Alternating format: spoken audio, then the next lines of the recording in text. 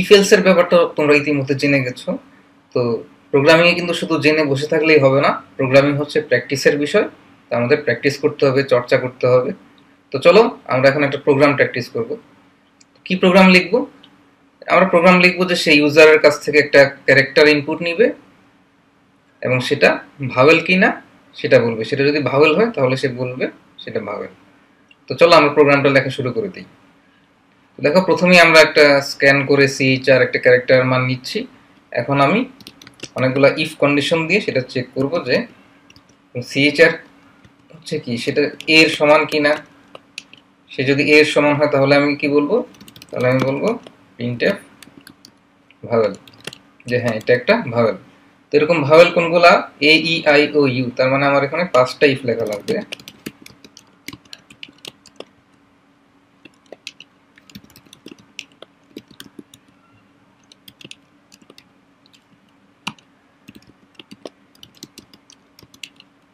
লিখলাম আই এর সমান কিনা সেটা পরীক্ষা করি। সেটাও যদি সত্য হয় তাহলে প্রিন্টএফ ভাওয়েল।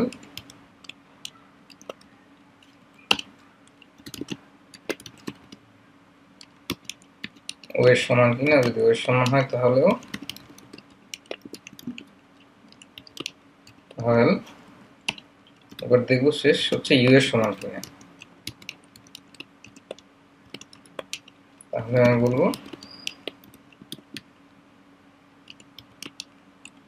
ভাওয়েল। এখন প্রোগ্রামটা আমরা রান করি। রান করার পর আমি যদি এটার মান দিই আই ইনপুট, তখন সেটাকে সে কি বলতেছে? ভাওয়েল বলতেছে। আবার আমরা রান করি। রান করে এটার মান দিলাম আমি এ ইনপুট, মানে সিএইচআর মান হচ্ছে এ, এটাও ভাওয়েল। এখন আমি আবার রান করে দেখি। এখন যদি আমি ধরো দিলাম হচ্ছে কে, দেখো এখানে স্ক্রিনে কিছুই প্রিন্ট হয় নাই, মানে এই কে ভাওয়েল না। ভাওয়েল হলে তো ভাওয়েল প্রিন্ট করতো। তো প্রোগ্রামটা কিভাবে চলে, যেখানে তো সে স্ক্যানএফ করে সিএইচআর এর মানটা নিল ইউজারের কাছ থেকে। তারপর সে যেটা করবে, সে অনেকগুলো কম্পারিজন করবে। সেই ইফের ভেতর ঢুকবে যে হ্যাঁ এই কন্ডিশনটা কি সত্য, এক্সপ্রেশনটা সিএইচআর সমান সমান এ। যদি সত্য হয় তাহলে সে ভাওয়েল প্রিন্ট করবে, আর সত্য না হলে সে এখানে আসবে না, প্রিন্ট করবে না। তারপর সে আবার ই এর জন্য একই চেক করবে, ই এর জন্য সমান কিনা, বা আই এর সমান কিনা, ও এর সমান কিনা, ইউ এর সমান কিনা। এইভাবে প্রোগ্রামটা এক্সিকিউট হবে। এখন এটা কিন্তু প্রত্যেকটা ইফে এক্সিকিউট হবে, এমন ভাবার কোনো কারণ নাই যে হ্যাঁ ধরো এর মান দিলা, তুমি এর মান দেওয়ার পর সিএইচআর এর সমান সেটা তুলনা করবে, করে ভাওয়েল প্রিন্ট করবে। তারপর কিন্তু প্রোগ্রামটা বন্ধ হয়ে যাবে না। তারপর প্রোগ্রামটা এটার সাথেও তুলনা করবে, এটার সাথেও তুলনা করবে, এটার সাথেও তুলনা করবে, এটার সাথেও তুলনা করবে, করে সব কাজ শেষ করে তারপর এখানে রিটার্ন 0 দিয়ে প্রোগ্রামটা বন্ধ হবে। তো এই প্রোগ্রামটা কিন্তু আরো ভালোভাবে লেখা যায়, আরো সহজভাবে, সেটা কিছুক্ষণ পর আমরা দেখব। এর মধ্যে তোমাদের যাদের একটু বুদ্ধিশুদ্ধি বেশি, তোমরা নিশ্চয়ই মনে মনে বলছো আচ্ছা এই প্রোগ্রামটা তো ক্যাপিটাল লেটার এ দিলে কাজ করবে না। কাজ যে করবে না সেটা আমি রান করে দেখিয়ে দিই। ধরো এ দিলাম, সে কিন্তু ভাওয়েল প্রিন্ট করে নাই, তার মানে আমার প্রোগ্রামে বাগ আছে। আসলে আমি যেটা কি করেছি, বড় হাতের অক্ষরগুলোর জন্য এখানে কিছু করিনি।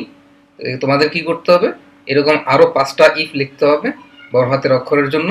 তো সেই কষ্টটা আমি করব না, সেটা তোমরা করবে। আর আমি এখন কি করব, আমি এখন তোমাদেরকে লজিক্যাল অপারেটরের সাথে পরিচয় করাবো। তো চলো আমরা লজিক্যাল অপারেটর কি সেটা একটু জানার চেষ্টা করি। তো সিতে 3 ধরনের লজিক্যাল অপারেটর রয়েছে। একটা হচ্ছে এন্ড, একটা হচ্ছে অর, একটা হচ্ছে নট। তো এন্ড হচ্ছে, এন্ডকে লিখে হচ্ছে তুমি 2টা এম্পারসেন্ট সাইন দিয়ে লিখবে যে এটা হচ্ছে এন্ড এর চিহ্ন। এইভাবে শুধু ইংরেজিতে এ এন ডি লিখলে হবে না, সি বুঝবে হচ্ছে এই চিহ্ন দিয়ে এন্ড, এই চিহ্ন দিয়ে বুঝবে অর, এবং এই চিহ্ন দিয়ে হচ্ছে নট। তো এন্ড, অর এবং নটের মানে কি, কোনটা দিয়ে কি বুঝে? এন্ড হচ্ছে ধরো তোমার 2টা কন্ডিশন যদি থাকে, যে তোমার এখানে একটা কন্ডিশন আছে এবং এখানে আরেকটা কন্ডিশন আছে, কন্ডিশন 1 এবং কন্ডিশন 2 এই দুইটার মাঝে যদি আমি এন্ড অপারেটর যুক্ত করে দেই, তাহলে দুইটা মিলে যে পুরো কন্ডিশনটা দাঁড়াবে সেটা সত্যি হবে তখনই যখন কন্ডিশন 1টাও সত্য এবং কন্ডিশন 2টাও সত্য।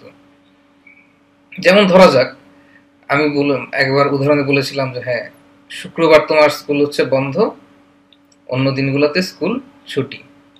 তাহলে তুমি স্কুলে যাবে কিনা তুমি সেটা কিভাবে সিদ্ধান্ত নিবে? তখন তুমি জিজ্ঞেস করবে আজকে কি শুক্রবার? এটা যদি সত্য হয় তাহলে স্কুলে যাবে না, অথবা তুমি স্কুলে যাবে।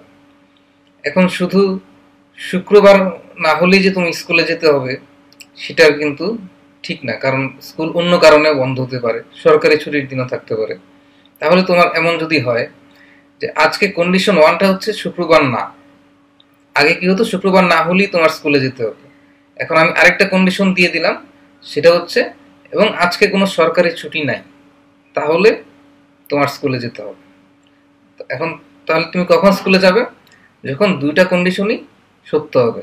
যদি একটা কন্ডিশন মিথ্যা হয়ে যায়, আজকে যদি শুক্রবার হয়ে যায়, তখন আর তোমার এই কন্ডিশন দেখা লাগবে না, তুমি এমনিতেই স্কুলে যাবে না।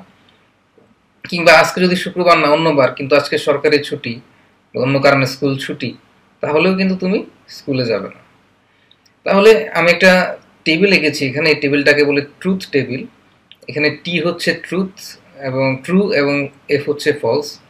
ধরো এক্স এবং ওয়াই যদি দুটো থাকে, এক্স যদি ট্রু হয় এবং ওয়াইও ট্রু হয়, তাহলে এক্স অ্যান্ড ওয়াই হচ্ছে ট্রু, মানে এই কন্ডিশনটাও সত্য, এই কন্ডিশনটাও সত্য, তাহলে দুইটা অ্যান্ড করলে হবে সত্য। এটা ছাড়া যে কোনো কেসেই, মানে যে কোনো একটা মিথ্যা হলেই এটা মিথ্যা, এবং দুটা মিথ্যা হলে তো অবশ্যই মিথ্যা। এক্স যদি ট্রু হয় ওয়াই যদি ফলস হয়, তাহলে কিন্তু এক্স অ্যান্ড ওয়াই হচ্ছে ফলস, বা এক্স যদি ফলস হয় ওয়াই ট্রু হয়, তাহলেও এক্স অ্যান্ড ওয়াই ফলস, এবং এক্স যদি ফলস হয় এবং ওয়াই ফলস হয়, তাহলে তো অবশ্যই এক্স এবং ওয়াই ফলস। এক্স এবং ওয়াই মানে এক্সও সত্য হতে হবে এবং ওয়াইও সত্য হতে হবে, তাহলেই কেবল টোটাল কন্ডিশনটা সত্য হবে। যেমন ধরা যাক এক্স হচ্ছে 5, ওয়াই হচ্ছে 10। তো এখন যদি আমি একটা কন্ডিশন লিখি এরকম যে এক্স সমান 5, এটা হচ্ছে কন্ডিশন একটা, ওয়াই সমান 10 এটা হচ্ছে আরেকটা কন্ডিশন, এবং দুইটার মাঝখানে আমি যুক্ত করেছি কি এই যে অ্যান্ড দিয়ে। তাহলে এখন যদি 5 আর 10 লিখি তাহলে দুইটা সত্য হবে, কিন্তু এছাড়া 5 10 এর বদলে এখানে অন্য কোনো ভ্যালু লিখলে এই কন্ডিশনটা এক্সপ্রেশনটা সত্য হবে না, তখন মিথ্যা হয়ে যাবে, এবং মিথ্যা হলে এক্স এর ভিতরের কাজটা হবে না। তো এন্ড গেল, এখন আমরা দেখি অর। অর এন্ডের চেয়ে ভালো, এন্ডের মতো তো করা লোক না, সে খুবই ফ্লেক্সিবল, সে যে কোনো একটা সত্য হলেই খুশি।